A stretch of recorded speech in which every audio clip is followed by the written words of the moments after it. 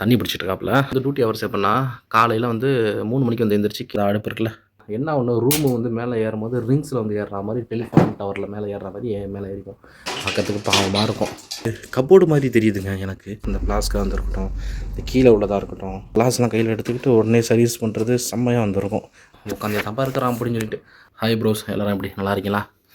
இன்றைக்கி நம்ம சலாவை முடிச்சுட்டு துவானியில் வந்து உட்காந்துருக்கோம். போர் அடிக்குது. ஏன்னா ஒரு டாபிக் வந்து இப்போ தான் பேசி போஸ்ட் பண்ணியிருக்கிறேன். நான் துவானியாவுக்கு வந்தவொடனே தான் சரி இந்த துவானியாவை காட்டுவோம், நம்ம நண்பர்களும் வந்து பார்த்துக்கட்டும் அப்படின்னு சொல்லிட்டு தான்.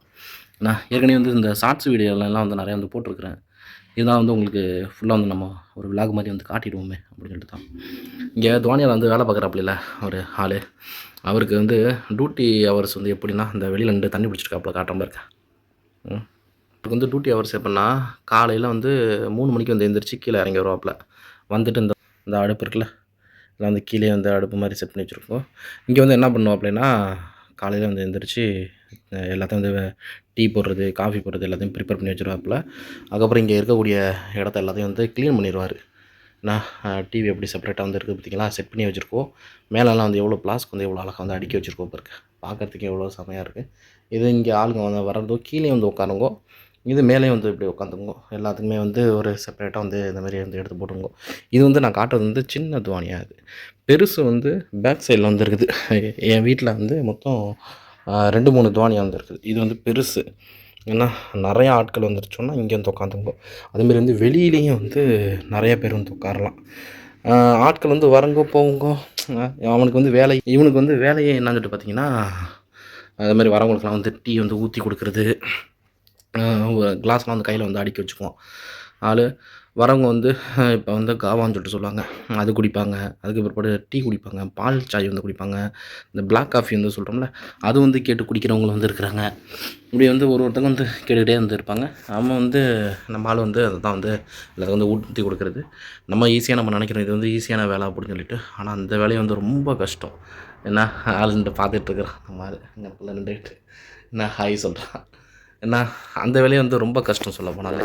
நம்ம வேலை பார்க்கறதுக்கு தான் நம்ம இங்கே வந்திருக்கிறோம். நான் வேலை பார்த்து தான் ஆகணும். நானே சரி நம்ம வந்து ஒரு விலாக் மாதிரி நம்ம வந்து எடுத்து கொடுப்போம்.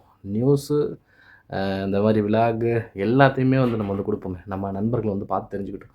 ஏன்னா இங்கே இருக்கக்கூடிய நண்பர்களுக்கு வந்து தெரியும். அது புதுசாக வராங்கல்ல, அவங்களுக்கு வந்து இது வந்து தெரியாதுல்ல, பார்த்து தெரிஞ்சுக்கிட்டோம். சப்போஸு இப்போ நீங்கள் வந்து புதுசாக வந்து வீட்டுக்கு டிரைவராக வந்து வரீங்கன்னா, இந்த மாதிரி துவானியில் வந்து உட்கார சொல்லலாம். சும்மா வந்து நார்மலாக வந்து உட்காந்துங்க.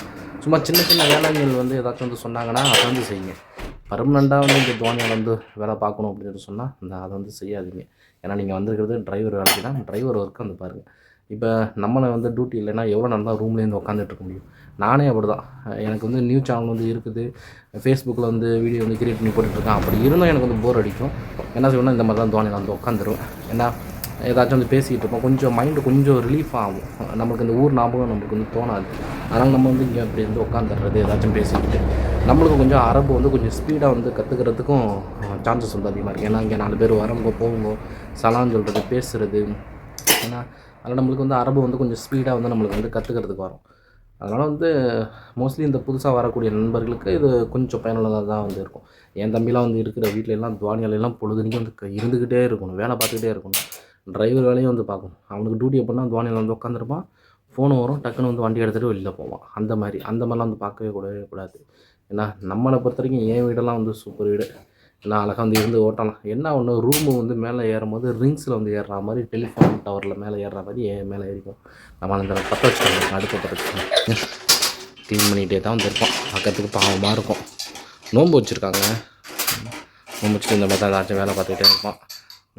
கிளாஸ்லாம் இப்படி எடுத்து கழுவிக்கிறோன்னா கீழே வந்து இந்த அடுப்பு வந்து பற்ற வச்சுருக்குறோம். அதனால் நான் கேஸ் வந்து சைடில் வந்து ஓரத்தில் வந்து இருக்கும். மொத்த துவானியாவே என் வீட்டு துவானியெல்லாம் ரொம்ப பெருசுங்க. பார்க்கறதுக்கு அந்த மாதிரி இருக்கும். ஆனால் வந்து ரொம்ப பெருசாக வந்து இருக்கும். இந்த இதெல்லாம் பாருங்கள் எவ்வளோ அழகாக இந்த ப்ளேவுட் மாதிரிலாம் வந்து எவ்வளோ அழகாக வந்து வச்சுருக்கோம் பாருங்கள்.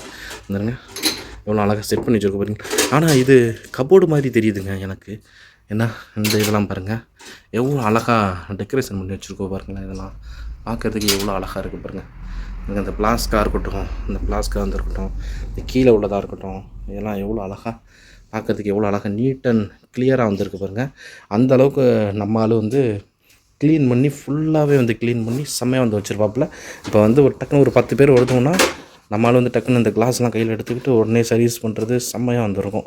அந்தளவுக்கு வந்து சூப்பராக வந்து சர்வீஸ் பண்ணுவாப்புல. ஏன்னா நீட் அண்ட் கிளியராக வந்திருக்கும். ஏன்னா தோனியா வேலையை பொறுத்த வரைக்கும் நம்ம வந்து சொல்லுவோம் ஈஸியாக கொஞ்சம் தப்பாக இருக்கிறான் அப்படின்னு சொல்லிட்டு. ஆனால் இங்கே அந்த வேலையை பார்க்குறவங்களுக்கு வந்து தெரியும் அதுவும் வந்து கஷ்டம் தான். வேலையை பொறுத்த வரைக்கும் எல்லா வேலையும் வந்து கஷ்டம் தான் நான் வந்து சொல்லுவேன்.